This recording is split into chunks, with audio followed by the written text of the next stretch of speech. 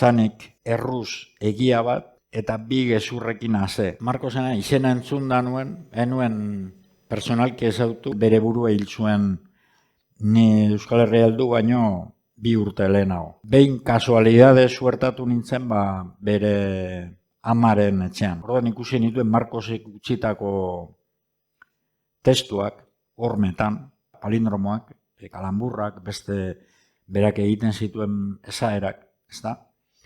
Eta, harritu nintzen, ze sormen zegoen horretan, ezta? Pentsatu nuen, beharrezkoa zala, ezagutzera ematea, ezta? Mutil honek itxitako obra. Esanik erruz egia bat eta bi gezurrekin ase. Berak zeukan hau da Markosen besoa, ez da ikusiko duzu. Baina hori, esanik, saiatzen garela egia bat esaten beste, baina gero gezurrekin konformatzen garela, ezta? Eta, holako zentzuz betetako palindromoz beteta hori burua.